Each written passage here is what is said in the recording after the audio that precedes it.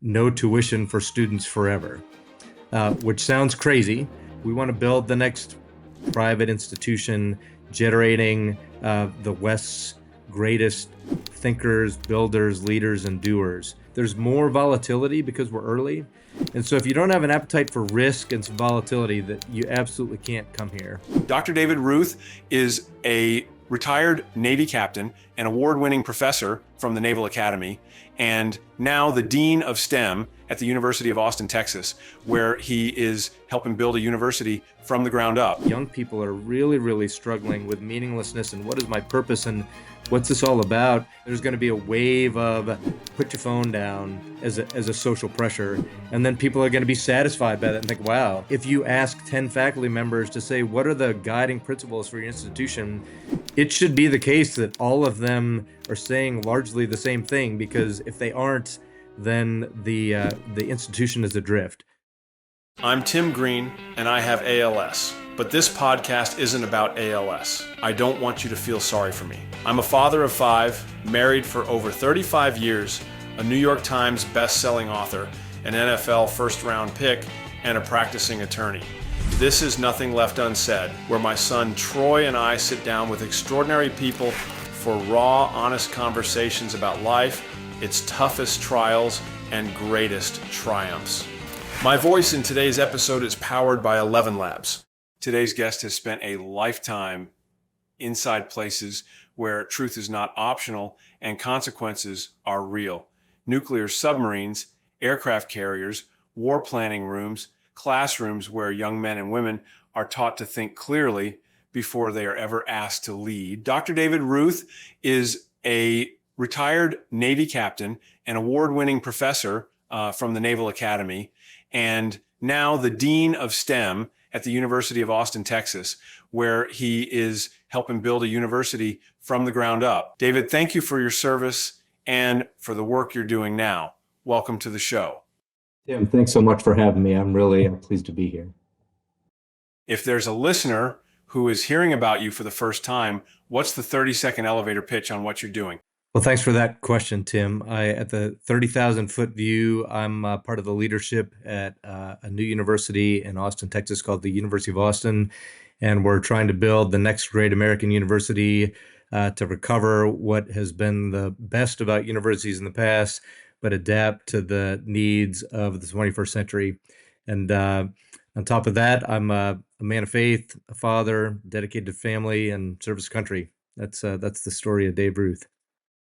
And for someone listening who has grown skeptical of higher education, who feels something essential has been lost, what are you trying to build at the University of Austin? And why does it matter now? So at the University of Austin, our catchphrase is that we're committed to the fearless pursuit of truth. And I think that most Americans, most people in the West, think that that's what universities have always been about and are currently about. We think that that's a vital part of a university mission, and we have concerns that that pursuit isn't the dominant effort of enough universities, that we're building a new one to get back to ground principles. But in addition to this key pursuit, we also want to make the university here relevant in the 21st century. I think many people are aware of what an extraordinary influence universities have, as the university as an institution has on culture, has on policy, has on people. And so we want to be a positive contribution to the way that institution develops with the needs and the challenges of the 21st century. David, I really love the idea. Everything I've heard so far, I'm all in on it. I've got one. I'm going to hit you with a curveball and kind of a hard question right out of the gate. How do you balance? I think part of the distrust is, well, I think most of the lack of faith in higher education has been from recent years that we've seen of like the ideology getting into school and things like that. But I think another thing that isn't talked about as much is just the cost going up and up and up. How are you going to handle the tuition at the university? Yeah, that's a fantastic question. And that's an important part of what we are trying to build that's new. One of the reasons we started a new place is that college costs too much. I have a daughter in college now. I have another daughter headed to college. It's astonishing how much you have to pay for a university. And I think that by virtually any metric, the return on investment for universities is one of the worst performers relative to any other way that you'd measure ROI compared to any other industry. And so we have a remarkable model that we've just committed to very recently, which is no tuition for students forever, which sounds crazy. And yet there are other places that do this. We could talk some more if we want to hang on the tuition topic. But our idea is this: early on, as we are conceived and sort of grow out of our newborn stage, we are thankful that we have a remarkable number of donors who believe in this effort and have contributed extraordinary amounts to support our early life. Just a few months ago, maybe even a month ago, we received a $100 million gift from one particular individual that is that committed to what we're doing.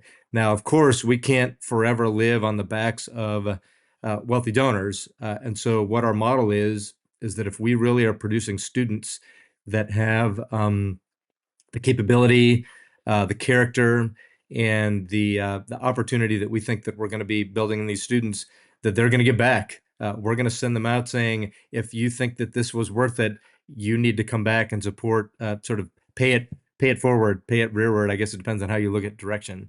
And so at the moment, that's what our plan is, to start with faithful donors early and then build a product that's so great that this becomes self-sustaining.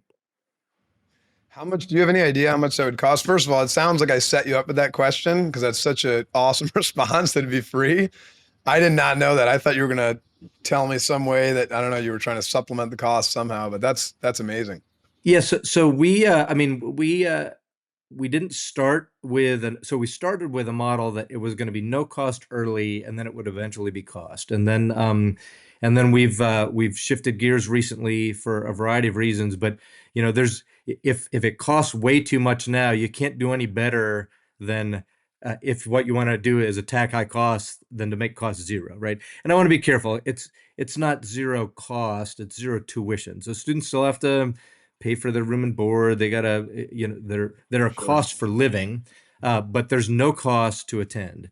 And so the tuition model that we were going in with that was based on sort of balancing the infrastructure and faculty personnel requirements, things like that, was going to be around 30-ish thousand a year, which that still is a lot. Most of us don't have 30,000 a year just laying around to send our kids to school. That's only about 2/3 to 3/4 of the average private tuition in Texas. So already we were coming in, under the average tuition value for Texas, but now we've decided to embark on this new radical expedition of no tuition. And I will say, I know I'm talking a lot already, but the gentleman, Jeff Yass, was our donor who gave $100 million. The last time I saw him in person, he looked at the group of us that he was speaking with, and he said, this has to be tried. And if you guys don't succeed, it was worth giving it a shot, which I was sort of stunned. But it was actually really reassuring. He believes this is a model that people should try out. And if we succeed, it's going to be transformational. You have spent most of your life inside institutions built for gravity, submarines, war planning rooms, and the Naval Academy. What kind of institution are you trying to build now? Really, really good question. And I think it's actually been helpful for me as we've been thinking about Build the University, and I think about my role, that I've had the opportunity to be engaged in institutions that are world-class and built to last. And so I think we want to build a place that is not just today's fad. I tell people all the time, in 100 years from now, this is what I hope people are saying about the University of Austin. This is what I hope it's achieving. These are the students that I hope are coming out of it. We want to build the next Oxford, Cambridge, Harvard, Stanford, Chicago, whatever you want to think of as the elite private institution generating the West's greatest thinkers, builders, leaders, and doers. And so if we'll have succeeded in 100 years from now, you only need to do two things.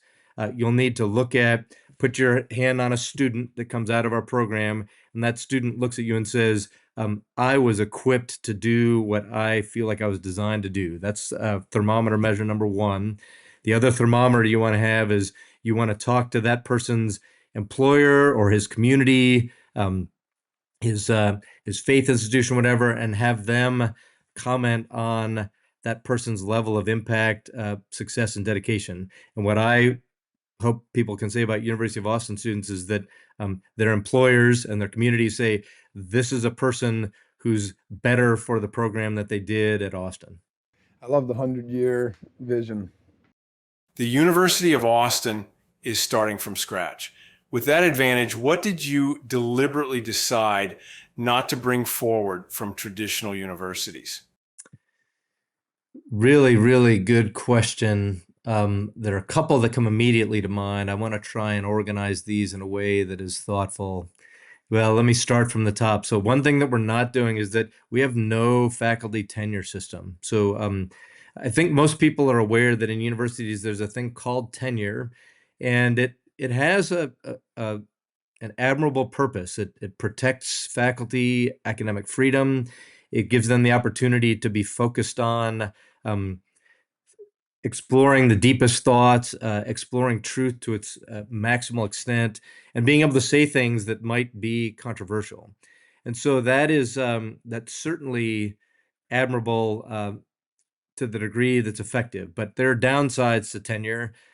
Where else do you work where you have a job for life no matter what you do? I don't know any other Westerner that has that kind of protection. Certainly in the NFL, in the law, even in the military, eventually the clock runs out and you got to go get another job. And so tenure ends up resulting in some cases with the experienced faculty possibly not having as much incentive as folks who have regular performance updates and things like that. I want to be careful not to sound like I'm maligning former colleagues that I've worked with. I've worked with amazing professors at the U.S. Naval Academy that were tenured and were continuing to put out and do great work. And I think that was a feature of the fact that these were remarkable people who are not your average bear. And I think on average, a system where there's never any incentive to continue performing is not a good one. And so that's probably the most radical thing we're doing differently, is that we have no tenure for our faculty. We're changing around things about when students meet, and we're a little bit more of a year-round school as far as schedule goes. Those might be a little more incremental, but the no tenure for faculty, I think, is the most alarming things when folks are thinking about working here. How do you balance that with, like, obviously, I think that you said this yourself, like the intentions of tenure are good, where you want teachers to be able to push the limits and say controversial things or study controversial things. How do you get the upside of tenure without actually having that, disincentive? Yeah, we capture the upside of tenure by having a thing called a constitution. You may be familiar that there's a great country that has an enduring one of those. And so we had Sir Neil Ferguson was the main drafter of the University of Austin Constitution, and it looks remarkably like the Constitution of the United States of America. We thought that was a great model. And so we've got balance of powers and things like that you'd expect in a governance document like that. But a key principle on the Constitution is are these tenure protections. They're embedded in the founding document, and we have an innovation called an adjudicative panel, which is always hard to say, but it's like our Supreme Court. So at another university, let's say I say something crazy and offensive, and it gets the administration's hackles up, and they want to relieve me for cause. I've got tenure, but somehow I've said a thing that is unspeakable. The people that I work for, the people that decide that I get to be booted for cause, and I don't have any independent pathway for appeal. And at our university, we have a separate adjudicative panel. It's made up of world-class scholars. They're listed on our website. And if someone were to essentially do the equivalent of firing me even with tenure, I get to appeal to that group. and they don't work for the board, they don't work for the president. They're an independent body, and they would compare my behavior against my contract and constitution. And I'm very confident that that's at least as effective as the protections of tenure that regular universities have. How do you balance though, like the obviously 99, probably 99.9% of colleges in the US are kind of left-leaning ideology, and not 99% of the professors, but the schools are, so the teachers won't speak up. I guess how do you prevent it from becoming either left or right? How do you prevent it from becoming kind of an echo chamber like the other schools without protections? Yeah, so I like I said, I do think the Respect for Constitution provide. Oh, you constitution. mean Yeah. protections from ideological drift? I Yeah. think a lot about that. My colleagues think a lot about that, and I don't know exactly what you can systematically build into a system that guarantees not having ideological drift. What I do know is that leadership, people, and accountability are going to be the ways that we're going to seek doing it. So we're saying out loud all of these things that we're trying to change as far as not being ideologically captured. We're going to be held accountable by our critics foremostly, but by our graduates, by our donors, by the community, and then also we have, like I said, we have a board, we have an executive, we have an adjudicative panel, and we're expecting that those bodies are going to keep us in check. But a critic could say, yeah, well, if all those folks get stacked with you pick the direction, left, right, up, or down, then we're going to be at risk. But I think as soon as we become meaningfully subject to criticism that we're just another ideological chamber, we're going to die because that looks like everybody else. That's not a Yeah. thing that is being clamored for. So I think that the market is going to, in some ways, keep us straight. You have lived inside systems where mistakes cost lives. What did those environments teach you about truth that most classrooms never taught you? That's such a good question. And Tim, you just brought back like tons of memories of where I and my teams got to collide with reality. And I'm not the first one to say this, but you know what happens 100% of the time? Reality wins. there's, there's no amount, there's no amount of my ideology and what I think I don't want to downplay the phrase lived experience too much, but the reactor doesn't care about my lived experience. The underwater environment doesn't care about it. My adversary doesn't care about it. Reality wins. And so probably the biggest lesson that I learned was that there is objective truth. The reactor does things that I know and can predict what it's going to do to my benefit because it follows laws that humans have discovered and we've learned how to harness and get ridiculous amounts of energy out of little plates of uranium. I mean, it's just stunning. The things that you could say about the undersea environment, launching planes off an aircraft carrier, that when you break procedures and you take things past their operating specs, stuff breaks. It just always does. And so, just this sort of just what seems to be self-evident that reality wins. And a great thing about being in the military is that you collide with reality in, I think, harsher ways than maybe the average person ends up doing. And I just say that as I've had probably 10 times as many opportunities to collide in extreme ways with reality. And I've gained a great respect for objective reality being true. You once taught nuclear systems by asking students how they would break them. What does that reveal about Hyde?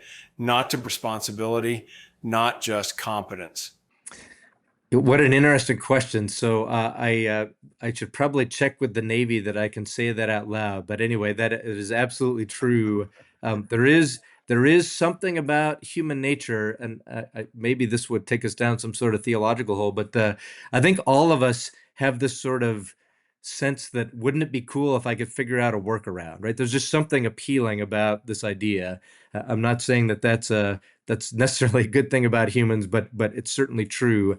And so it's a uh, it, what does it do? It gets people thinking outside the box. I guess that's the biggest thing is that when all you do is train to this is how it's set up, this is what you're supposed to do, you miss seeing angles and nuances and things like that. And so with the reactor plant, there's something enticing about saying, hey, this a bunch of nuclear engineers who are the smartest people in the world built this so that you couldn't possibly do this thing to it.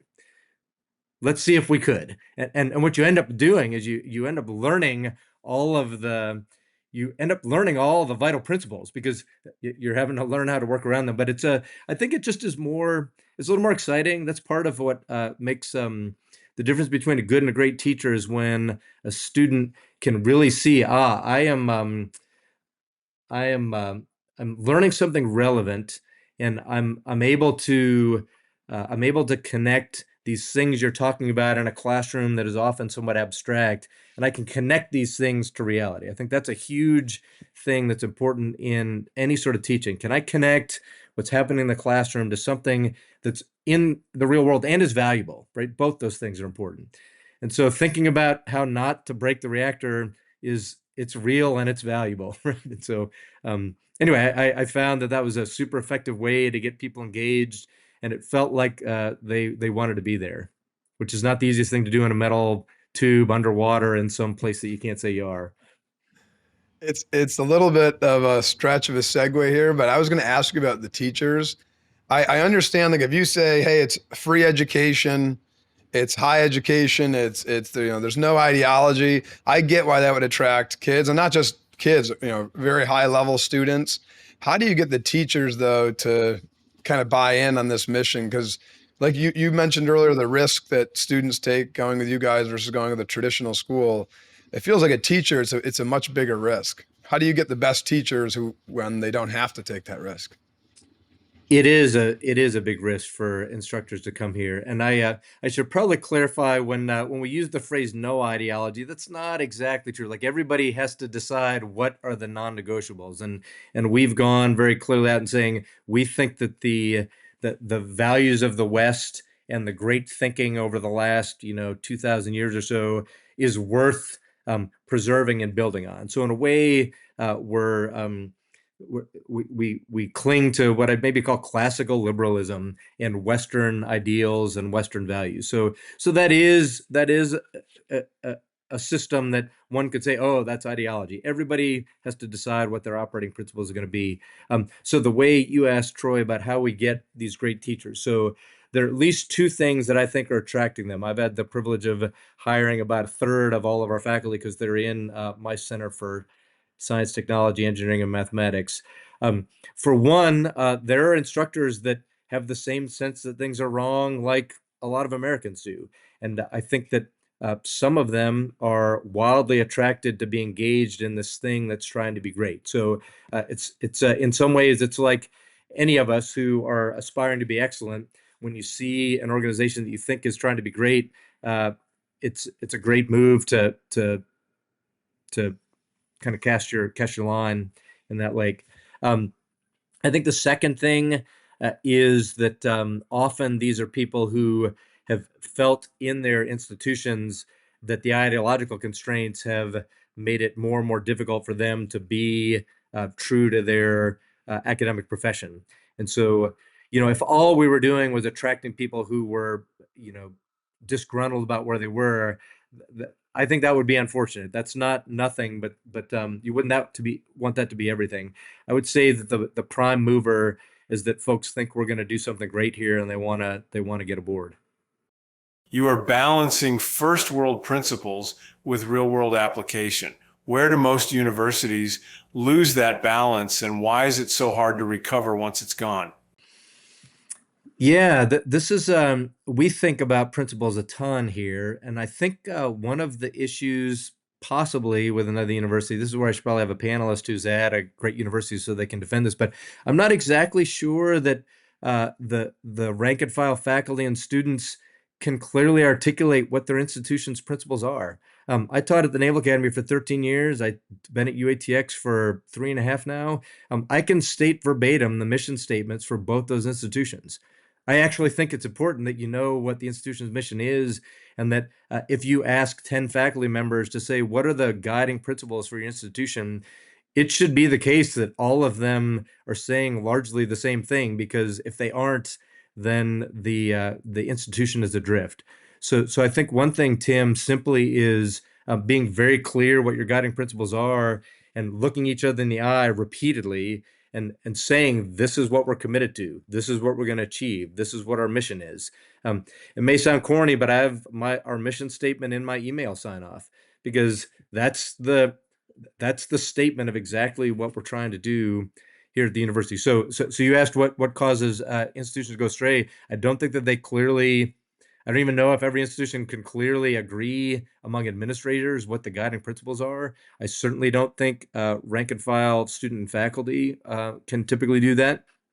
And then the other thing that we're taking very, very seriously here, and I think will continue to be a challenge for universities, the advent of AI now is really bringing this to the forefront. I'm amazed, Tim, and it's so exciting to be on this interview with you and have you be able to speak to me through this remarkable technology that 15 years ago we never would have been able to do, right? And so the real world is evolving so fast, and I don't know that the universities as institutions have great feedback loops so that they're committed to relevance and keeping at the front end of what society cares about. Don't get me wrong, there are researchers in all sorts of holes of universities that are at the leading edge of something. Um, Often, I think that something may not be the most relevant thing to all of the rest of us that are out in the real world. And so we're extremely committed to relevance, and one of the ways we're doing that is uh, uh, developing innovative programs to be directly engaged with industry and learning what their problems are and staying plugged in with them so that we never become this sort of place where it's just ivory tower folks that can't be bothered with the folks out in the streets, because those problems are those aren't important problems. The important problems are the ones that people are confronting, and so we think that's an important way to stay relevant and be true to our first principles. You've watched young people under real pressure. What tells you someone can be trusted with authority rather than simply rewarded for performance? Wow, this idea of trust and authority, what good things to focus on.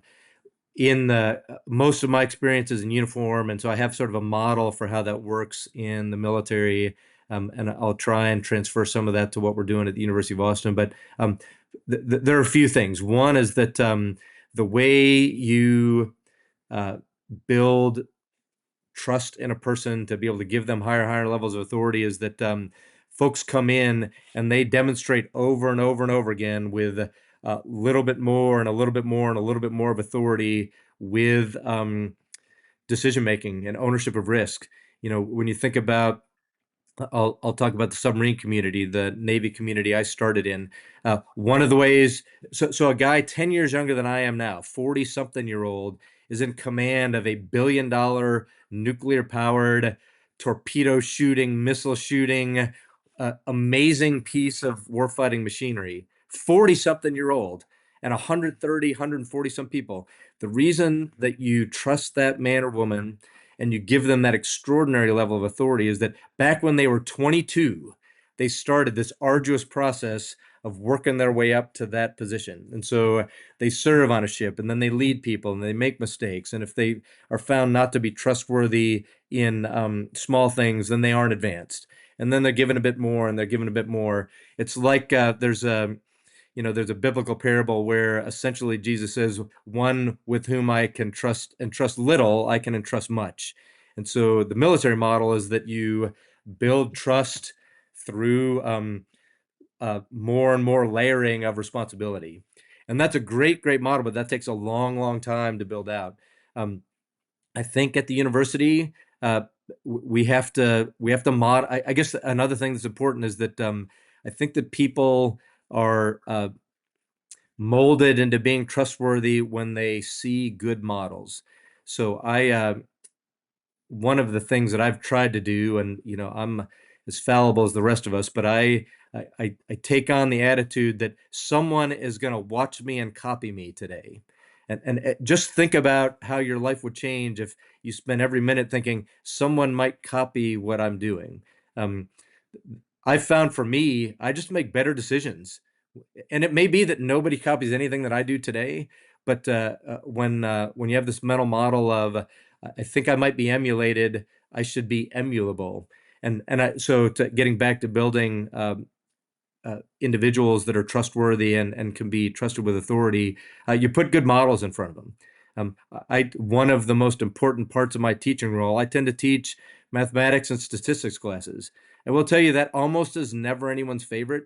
When I'm on airplanes grading papers, here's what happens. I'm grading papers. They say, "Oh, it looks like you're a teacher. What do you teach?" And I say, "Oh, I teach statistics." And then they say, "Oh, I hated that course." Like, if I had a nickel for every time I had that conversation on a plane, I wouldn't have to be working now. My point is that when I'm in the classroom teaching statistics, I'm also modeling. And so I think that in 30 or 40 years, when our graduates think back, oh, what did Professor Ruth teach me? I mean, I hope they remember some linear regression or, differences between populations, things like that. But I hope even more they remember, here's a guy who did what he said. He was reliable. He was trustworthy. And in these things that weren't class related, when I went to him trying to help solve a problem, he was there and had good advice for me. You've said reality always wins. How do you teach students to trust reality when social pressure tells them not to? Yeah, so I always brag to my counterparts in the social sciences and then the humanities that I kind of have the easy job because F equals ma is Newton's second law. It demonstrably works. You can actually do experiments that show that this works, and then it works again, and it works again.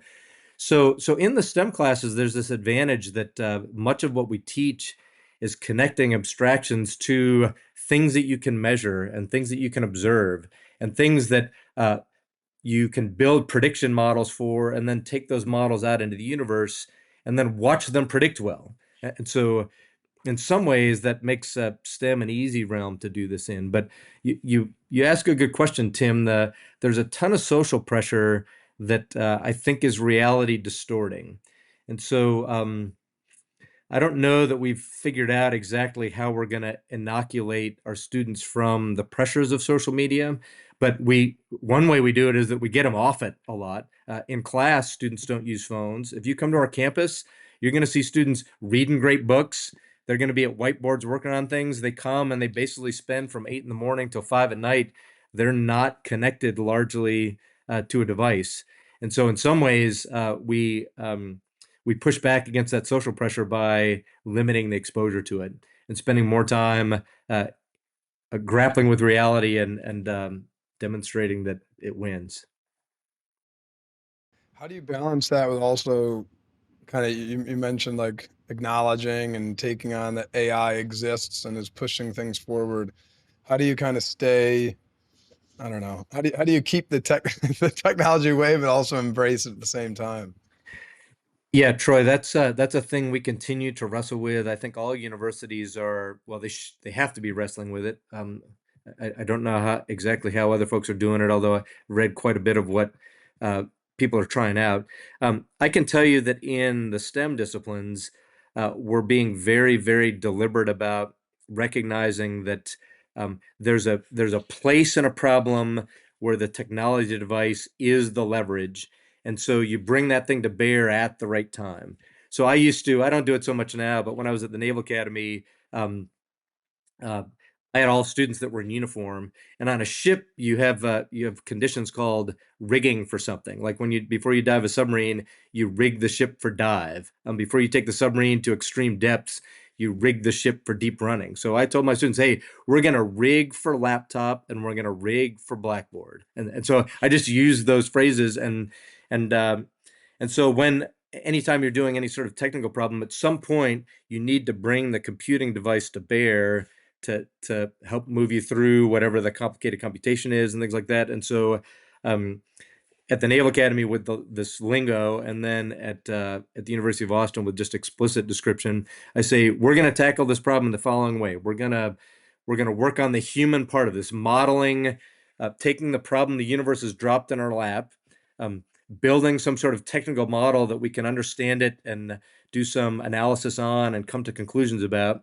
And then at the right time, when the hard thing to do that a computer is going to do way better than I am, we're going to open the computer up. We're going to jam all of this work we've done into it. It's going to spit out the whatever the the answer or the figure, maybe do a little sensitivity analysis, and then we close the thing, and then we have some discussion. So I think it's just this isn't the only thing, but being thoughtful about when to bring technology to bear is an important part. What happens with technology is, as you know, this is a portal to the world. For every opportunity I have to have a screen that has Python or R or C++ open or somewhere, there's also an opportunity to have Instagram and email and some streaming thing that's going to be a distraction. So just limiting the amount of time that they're having to make that choice and having focused use of technology, I think it's a good start. I agree. David, science and math are increasingly pulled into identity-based frameworks. What is at stake if universal truth gives way to personal narrative? Yeah, this is a really interesting observation that in the sciences we're seeing some of that tug. It may be the crowds that I run with, but I think that the sciences are pushing back. I think that the ideological drift in mathematics and science, to some degree, I'm going to speculate a bit here, but I think that is to some degree that academics tend to be folks that want to put their heads down and get their work done. They don't want to be political. And when the anchor is pulling in a certain way, I don't know that that's always the group that's going to stand up and be the most courageous of the pushbackers. But that's changing. I've been reading throughout this week folks that are writing more and more at frontline universities that aren't us, saying that this is not, we're not going to do this anymore. So I think Tim, it's actually the case that reality is winning. Many people talk about fear breaking young people. In your experience, what causes more damage, fear, or meaninglessness? I have to say, Tim, you ask me harder questions than some of my other podcast hosts, so I'm gonna stump the prof. That must be Tim's like I'm gonna stump the prof. Um, I'm gonna go with meaninglessness on this one because so as a person of faith, I think that bends me toward that answer. I can talk a little more about that, but I think that fear isn't always bad, right? In the sense that it makes you it locks you in. I can tell you that I've been in military settings where at least part of what was driving my thinking and my experience was an element of fear. And fear brings clarity, and fear brings a sense of getting back to the basics and reclaiming what important things are. Um, Now, of course, the Bible says love casts out all fear, and so I don't want to overhype fear, but there is something clarifying about having healthy fear of danger. And courage is what steps in to make a good response there. Meaninglessness, I really think that is uh, a real plague on our society right now. I think that young people are really, really struggling with meaninglessness and what is my purpose and what's this all about? And when you don't have meaning, you don't have anchors, you don't have direction. I think that that's much more dangerous than being confronted with a circumstance of fear. And so I think that's a place we older folks, we grown-ups really have to instill some meaning back, certainly in Western society. Yeah, I think that's part of the problem with just society at large today. I think with social media and kind of social cues and mainstream media, all that stuff is kind of telling everybody what they're supposed to be and what they're supposed to be doing, and not all of it I think is natural. And I think everyone's pretty confused. I'm so happy. I was born in the 90s, so it's like I'm young enough where I experienced some of it that I can still tell what's AI. Not all the time, but most of the time I can say to, my parents or my aunts and uncles, like, no, that's not real. It's just AI. It's fake. But I missed that. I was old enough that I didn't grow up my whole life with that in my face. Like, it started when I was in whatever, middle school or high school. So I felt like I got a little bit of, I don't know, a little bit of balance. Yeah, and what gives me hope there, Troy, is that even for so so you're born in the '90s. My kids were born in the early 2000s, about 10 years younger than you are, and our students were born in the 2000s. I was actually part of a group. We did a leadership course outdoors in the Rocky Mountains, and one of the first things we did is we took the students' phones away, and we spent a week in the mountains. And they came back from the mountains and they were almost sad that they were going to have to get their phones back. Like deep, deep down, they liked Yeah. life better without their phones than with their phones. So I'm pretty confident that all we need to do is get some social pressure toward put your phone down for a while. I mean, as a parent, I've said that a million times, but I actually think that I, I am optimistic that there's going to be a wave of put your phone down as a social pressure, and then people are going to be satisfied by that and think, wow, not doom scrolling the last hour and looking you in the eye or going for a hike or throwing a football around was actually the most satisfying thing I've done this week. So I think there's another place where reality wins. The humans are built for engaging with reality, not with virtual reality. Yeah, I think that's right, and I hope it's right. It seems like the most of the people that I know that are having kids, like similar age demographic, it seems like we're all pretty anti screens and stuff with our kids. Which, yeah, I hope it goes the right way. I hope it goes the opposite way, I guess. It may not. We all those of us with some influence, we just have to keep saying it and not be dogmatic about it. Say a fuller life results when you engage with actual reality, not virtual reality. I worked on a board with a general officer, and this was way back before it was before Zoom, but there was virtual. You could have virtual meetings and things like that. And when we had to make decisions about whether we could meet virtually or meet in person, I remember he said one time, "Well, virtual presence is actual absence." And what he was trying to convey is that there's just this Yeah. real value to actually being present, not virtually being present. And I like that. I've pulled that quote out more than once. You've worked with warfighters, engineers, founders, and students. What separates builders from spectators? Mm. Yeah, what separates builders from spectators? I think that the biggest thing is having a bent toward action and a bent toward decisiveness and this a desire to be in the arena. You know, the folks that are successful innovators, builders, and leaders, they're bent to do, not to wait. Obviously, there's always wisdom in considering whether pause or delay is the right action, but it's even thinking of pause or delay as action. And so, in my experience, the men and women that I've admired most in the service, in family and community, have been the ones that are bent toward action, and particularly when it's bent toward action to the common good. A great thing when you're in uniform is that you know that you're responsible to an organizational mission and to people. And so I felt like it was never that hard to be bent toward the good of the mission and the people. You know, you could say, well, what about, psychopaths and criminals that are bent toward action? I guess that's the guiding principle there is bent toward action to the good. And that's I think maybe an oversimplification, but that's the difference that I've seen. I think there's also, the people that you guys are working with and engaging with are certainly, like doers. And I was reading something about your guys' engagement with like the Boring Company, which is one of Elon Musk's companies. Yeah. What is that like working with, I guess, them specifically, but also like Jeff Yast you mentioned, and these other great donors you have, where they're kind of, it's not like you're working with I don't know, normal people, right? It's like these exceptional people that have done great things. And how is that impacting, I guess, the journey?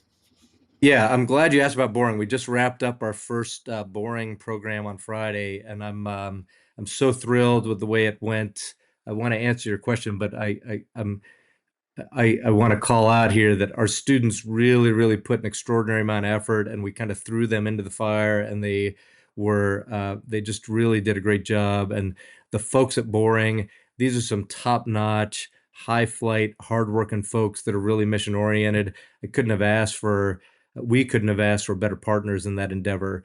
Um, there is a bit of here's the thing that is different from the Navy. It's sort of same and different.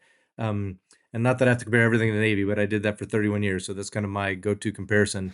Is that the folks at Boring and at companies like this, they are feverishly committed to um, getting the job done and not um, They just don't let moss grow. We turned on this boring program. It was a 2 week embedding of 10 of our students who normally boring would bring like rising juniors, rising seniors, folks who had had a ton of engineering experience.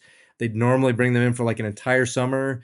We don't have any juniors or seniors. We have 18 and 19-year-olds who are just starting to take their engineering stuff. And Steve Davis over at Boring has been very kind to be engaged with me and our leadership to say, hey, let's you're getting great kids in, let's do something. So with these 18 and 19-year-olds who were not fully educationally equipped to go work at a company like Boring, we rented a place for them a few minutes away, and we just threw them in the deep end for 2 weeks. And I'm sure that they were working 15 or more hours a day. We were doing wrap ups at 7, 8 o'clock at night about what they're doing each day. And it was just do it, do it, do it, do it. Take a look at where we are, what's working, what isn't. Get a person who is more of an expert to give some direction. Do it, do it, do it, do it. It's people call it fail fast sometimes, like do the thing and just see what breaks and then fix it. What I don't like about the fail fast phrase is that the only verb in there is fail. so it's a good it's a really appealing system to say we're going to be bent toward action. We recognize that. So I said I was going to compare it to the Navy. In the nuclear Navy, you don't want to fail fast. You don't want to fail at all, right? You never want the reactor to fail. And so you have extraordinary processes to design the reactor. You build in conservative engineering factors to make sure that even if everything works exactly right and then something goes bizarre, you're protected against that. And so for good reason, you mitigate risk through very, very deliberate planning. Um, Boring is extraordinary, and our students had this extraordinary experience that in within the bounds of safety, let's just do a lot and understand what we're trying to achieve. And each time we have, 7 failures and 3 successes, let's examine the failures, glom onto the successes, and then build some more successes on that. So it's this voracious bent toward action. It's like I was talking about before. Yeah, yeah, and that's sums up sums up for the boring companies too. Obviously, with Elon Musk, that's kind of his whole MO, right? Yeah, and they're people that they know, they're a lot of their folks live there on the site. I mean, I know what it's like to live where you work, and it has the advantage of being in the game much more efficiently. When I worked on a submarine, the place that I slept was 5 steps from where I ate, 10 steps from where I worked when I was in the front, and about 40 steps from where I worked when I was back in the engine room. And so you're in the game. That does come with an intensity that I don't know that you can do that for 50 years. Somebody like Elon Musk and Steve Davis, those are extraordinary people who I think could do it for 50 years. So as a leader, you have to be careful to manage folks and not break the people, right? It's okay to break stuff within the realm of safety. You have to be careful about not breaking people. For a student considering University of Austin, who will thrive there and who probably should not come? Right. So there are some people who definitely should not come. One class of student that should not come is the student who wants to go to a place whose name is the credential. So I was very blessed to get into a lot of schools that everyone would know the names of, and to have gone to one of those schools instantly would have given me a gold ticket to do stuff. I mean, in a way, the Naval Academy has that feature, but I got a lot more out of the Naval Academy than simply credential. So don't come to the University of Austin if you want your diploma to be your credential. So that's the first thing. The next thing is that you can't come to the University of Austin if you don't have an above average appetite for risk. Um, our sophomores who are our seniors, we have first year students and second year students. I used to love telling the freshmen last year, hey, you guys are freshmen and you're seniors. You're the class that there's no, and next year you're going to be sophomores and seniors, and the next year you're going to be juniors and seniors, and then finally you'll just be seniors. And so they don't have anybody to show them the way. Every new year we're making fairly significant adjustments we're trying classes out. We're saying, oh wow, we really need to change that. And so there's more volatility because we're early. And so if you don't have an appetite for risk and some volatility, that you absolutely can't come here. And then the third thing is that you can't come here if you don't want to be pushed. I think there's some students, and rightly so, they think that college is going to be 4 kind of years where they go to class and they party and maybe they're going to meet their spouse and it's kind of delayed adulting, and we have them in apartments. They're making their own food. We don't have any cafeteria. We're pushing them very, very hard. We're holding very, very high standards. So you can't come here if you don't want to be pushed hard. So don't come here for credential. Don't come here if you don't have an appetite for risk. And don't come here if you're not ready to be pushed. When you imagine your students 20 years from now, what do you hope they resist, even if it costs them comfort or status? Yeah, so on the question of what to resist, for sure, resist these temptations that come with money and success and transactional relationships.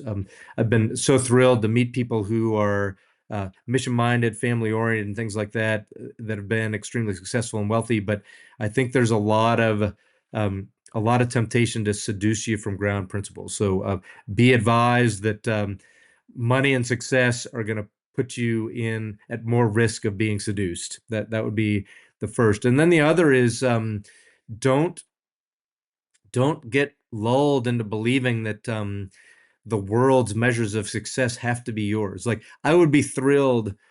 I don't want every one of our graduates to go out and be the CEO of a company. I mean, that would be that in some ways that would be a measure of success, but I also want them to get married and have babies and raise families and be community leaders. And so find out what your telos is, find out what your North Star is, and pursue that, and don't get drawn into what someone else's measure of success is.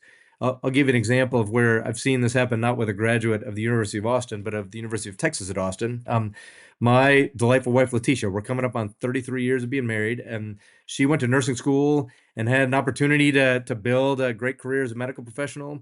And she instead followed me around in the Navy, and then we brought kids into our family, and then she taught them at home, and she had to deal with tons of, oh, where do you work? Oh, we teach our kids at home, and kind of the eye roll of, oh, you're a stay-at-home mom, right? I think we're getting away from that being a negative stereotype, but stay true to your telos, your guiding principles, and don't get seduced into the world's measures of success. Faith has become a big part of my life in recent years. I always had it there in the back of my head, but I was never fully committed to it. When the chips were down and I really dug deep and searched, I realized that faith is something I needed to commit to. You've lived in environments where truth is not negotiable and consequences are real. Has faith helped you hold steady when certainty was unavailable? Absolutely, yes. So I, perhaps like you, Tim, I became a Christian as an adult, and that anchor has transformed my adult life. I've been a Christian for over 30 years now, and I'm thankful that the Lord shielded me from the most extreme challenges in life until after I was right with Him.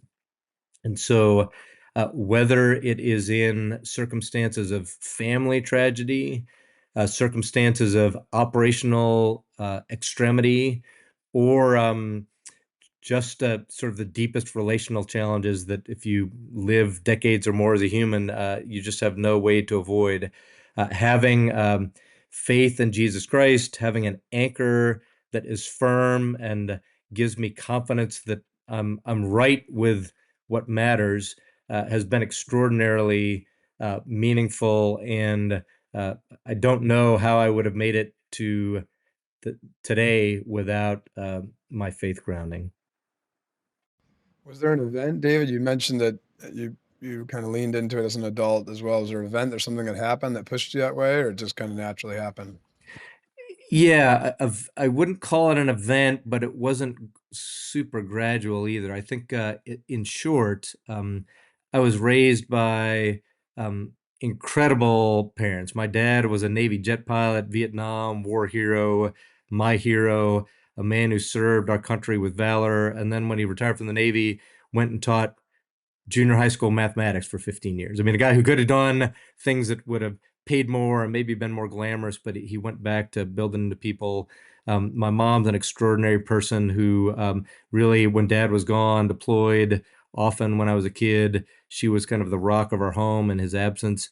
And they were extraordinary Judeo-Christian minded Americans. You know, they were born in the 60s. It was sort of just normal to be Christian-y. And they imbued me with the Judeo-Christian value set that I still enjoy today, but I didn't have a personal relationship with God through Jesus. And so it was actually my college years where I started trying to figure out why is it that I find what my parents taught me to be right and good to actually, what's the reason?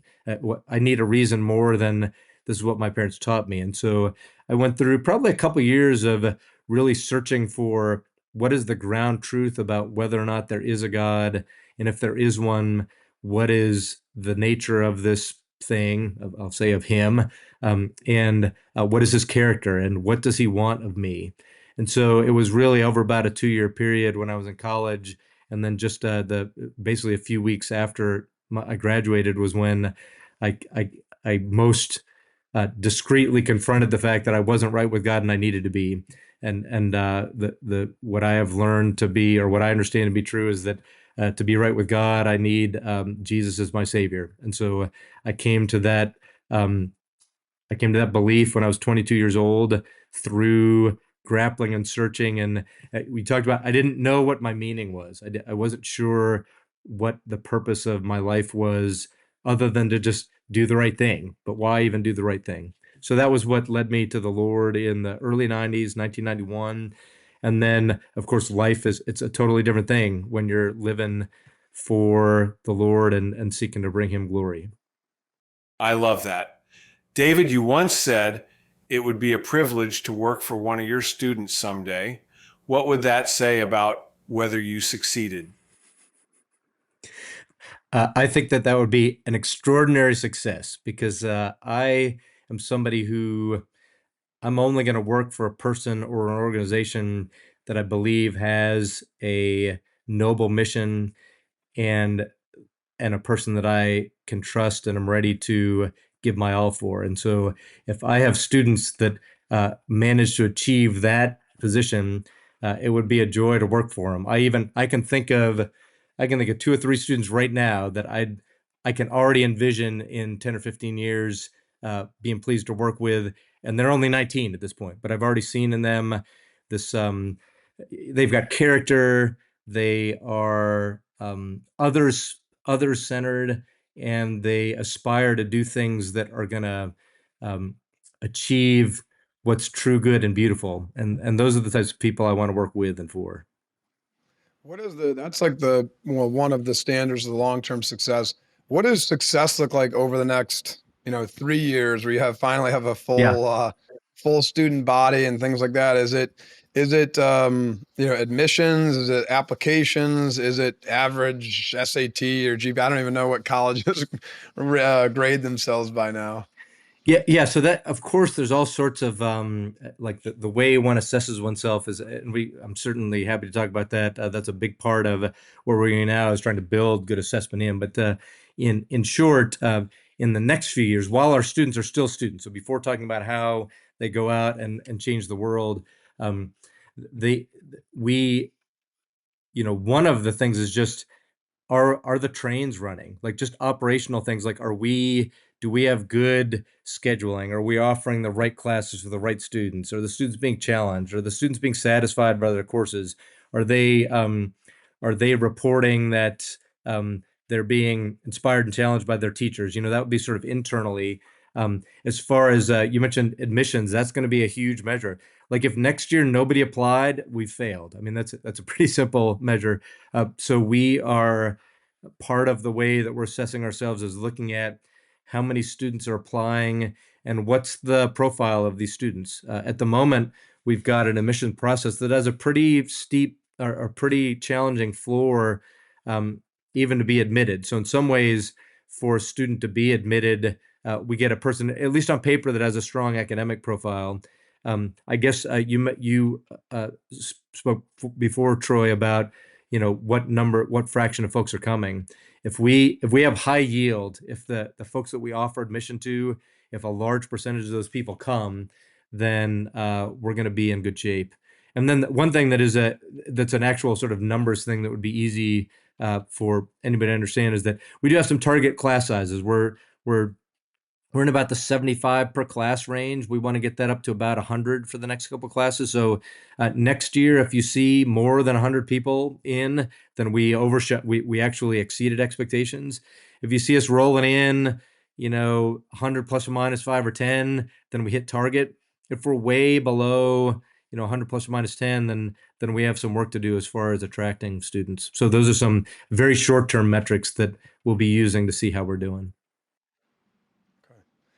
And the kind of the last thing on this is like we talked earlier, my dad's question, almost like the antithesis of this, like what students should not come.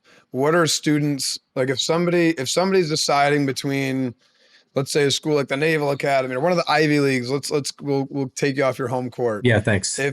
If there's a kid that's looking at an Ivy League school, why should he consider, University of Austin?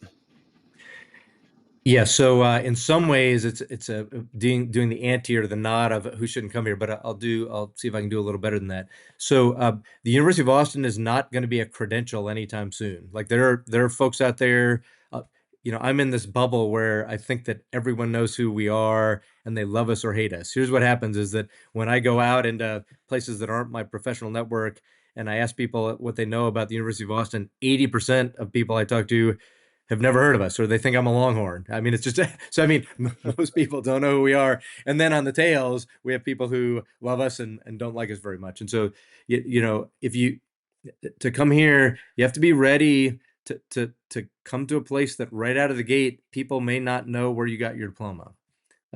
Hopefully we'll change that by the time this class graduates, but that's a thing that's different from a Harvard or a Stanford. Everybody in the world knows what those places are. You have to come here recognizing that you're going to get stuff that we're trying out new. That has pros and cons, right? If you go to Harvard or Stanford, you're going to take a course called CSXYZ, and it's one that they've been teaching for 20 years, and somebody's got their lesson plan together, and they I don't know that they have a ton of motivation to be super innovative with that. Every single year here, we're building and adapting our courses to be innovative and relevant. And so, come here if you want to be a little surprised by change every year. And then we're just asking a lot more of our students as far as being self-motivating, self-sustaining, and we're not coddling them. I'm not going to make the claim that Harvard or Stanford coddles their students, but I'm not convinced that they're pushing them as hard as they might either. I can tell you for a fact that the service academies, they push their kids, and our leadership team is pretty small here, and that's a thing I'm stealing from the service academies. I'm pushing our kids the way that I would push a midshipman or push a cadet because I know that delivers a better adult. And so you have to be ready to be pushed. I think that's a feature, not a bug. And I think that that's a thing that's going to make our students better and more satisfied. Even in the moment, being pushed none of us loves in the moment being pushed, right? I'd rather sit on my couch and be comfortable. But I feel bad when I have lots of stretches of comfort and not many stretches of pushed. And so, all of us that have been stretched, we sort of know this to be true. You just have to be disciplined in the moment and continue to deliver that treatment. Before we close, brag about your family for a minute. When all of this fades, what do you hope stays true about the way they knew you? Thanks for that invitation, Tim. I'm so proud of my family. I have a wife of nearly 33 years. I have a 24-year-old son, a 21-year-old daughter, and an 18-year-old daughter. And for one, they had to live with Dad's life for a long, long time. We moved a lot. A lot of life revolved around where Dad was stationed and Dad being away. And so I'm so thankful that they stuck it out through those challenges, particularly my wife, who saw all of them. Our kids came along a little later, so a lot of my deploying life was with my wife at home, fixing broken things and just having to wait for me to get back and do my bit. So proud of them for hanging with me in the service. And the thing I hope they remember about me is that I hope they see me as a humble man, not a proud one. I hope that they remember me as one who put others before himself, and most of all that I cared more about them than myself. Each of them has done so many things that I'm proud of, and they're growing now. And it's hard to believe that my kids are essentially adults, and now I get to sort of sit back and watch them do life as grown-ups. So this is an exciting season, and I'm super thankful for them. Now on to our final word segment, where we ask our guests a few rapid-fire questions. What was the happiest moment in your life? The day that I became a Christian followed very closely to my wedding day, by my wedding day. What is the biggest adversity you've faced? We had some family tragedy, I don't know, 10 years ago or so that was extraordinary. Involved a lot of us, and a lot of it is my kid's story to tell. But it was a real challenge to our family and our family unity, and we really had to rely on the Lord to bring us through it. What are you most excited about? I'm super excited to see my university be successful. That lags slightly behind how excited I am to be a grandparent, and I'm hoping that I have tons of grandkids in the next 10 years. My dad right now has 11, 6 and under. Oh, So awesome. Tim, what a blessing. I hope to follow in your footsteps. I joke with him that it was a blessing the first few, and now it's a zoo at their house. That's funny. What advice would you give your younger self? Don't neglect relationships with people. The job will get done. I think I was, and I still am, a bit of a workaholic, and so I will sometimes prioritize tasks over people. I'm getting better at that now, I think, but as a young man, I didn't focus on relationships as much. I'd like to do that better. Do you have any book recommendations for us or for the listeners? Yeah, so the probability book I taught out of in the fall is great, but none of your listeners want to look at that. So I read a year or so ago. I had read it before, but it really was. It made me want to read it even again. It's called The Abolition of Man by C.S. Lewis.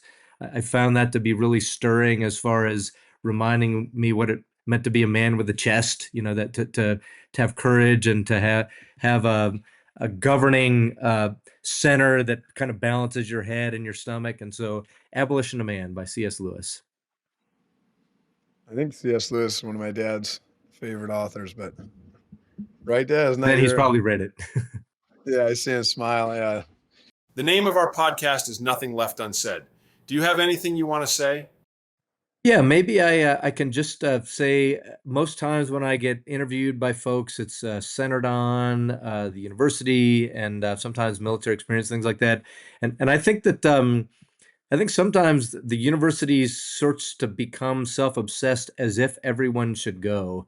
And I think that we have to think bigger as a society about what great communities look like. I would love to see as much energy and excitement be invested in what folks are doing in trade schools, the Peace Corps, people that are enlisting in the military and not going to college. Don't get me wrong. I think that the universities are vital. I've chosen to work at one because I think this is a critical time in our nation's history to get this right.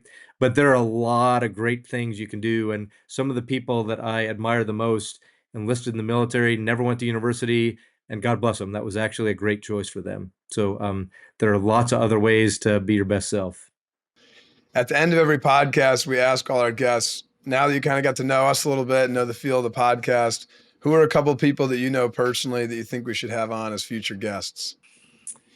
Yes, I heard you ask this on a podcast, and I was gonna prepare that list, and it didn't ever. So I'm gonna have to spitball a little bit here. I'm just gonna name some people that I have served with that just so extraordinary you wouldn't want to miss them. So my captain on my aircraft carrier went on to be the Fifth Fleet Commander, Vice Admiral Fozzie Miller. John Miller is his name. He's an extraordinary person. Would be a great senior historic military leader to get on. I have a friend who was Special Forces in the Marine Corps, Lieutenant Colonel Chris Nicewarner.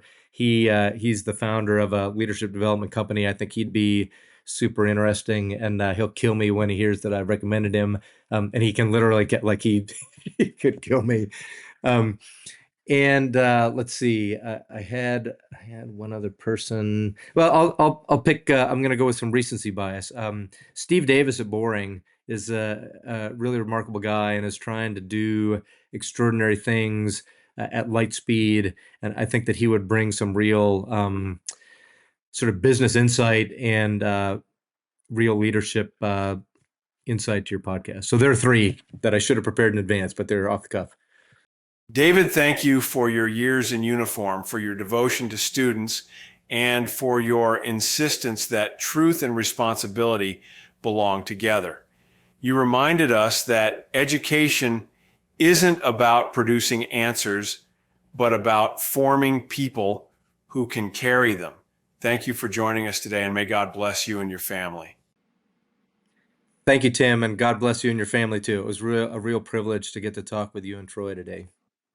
Yeah, this is really cool. I think we have to have you back on it at least, maybe sooner, but at least in a couple of years and see what turned out, right? We have to see, check with Lord coach. willing, I'll still be here and I'll have a lot more to be able to reflect on. But anyway, yeah, no, thanks so much, Troy. I was when you reached out to me and I looked at a bunch of podcasts, I was thinking to myself, they must have gotten the wrong guy. Why do they want to talk to me? But I appreciate. I do think that I think that education, of course, is important, but I also think that developing uh, great fellow citizens matters, and I think that you guys, certainly the types of folks that you're bringing on really are part of that conversation. I was so thankful that you reached out, and Tim, I so appreciate what you're doing. I know that in your in your media and things like that, you emphasize things like don't feel sorry for me, this, that, and the other thing. But it does take real resilience to continue to do the things that you're doing with some of the challenges you're facing. And I find it extraordinary. And really, I talked about being a model. Thanks for being emulable in that way. And I just admire everything that you're doing, and that Troy, that you're doing. Really appreciate being on your podcast today. This little Liverpool connection there with you two The guys. Liverpool connection, right? I went to Wetzel Road Elementary School, Tim. I don't know if you know where that is, but I think it's renamed maybe Morgan Road now or something. But yeah, first and second grade, mid 70s, I was elementary school in Liverpool. I lived on Lyra Course. What a small world. All right, David, thanks so much, and we'll definitely check in the future and we'll get an update. That's great, guys. And I'll make a pitch. You know, it would be we bring speakers and things like that here all the time, and we actually had a guest. It was the first patient to get the Neuralink implant Sure, for yeah. things like that. And so, anyway, I think Tim, you'd be a welcome guest to come to our community, meet with some of our students. I don't know if you're traveling at all, but I'm extending an open invitation to you both. If you ever want to come down, get a VIP tour, whatever it is that you'd like in Austin, I'd be pleased and privileged to help line that up. That's awesome. We might take you up on it. All right. Let me know. You got my contact info. All right. Thank you.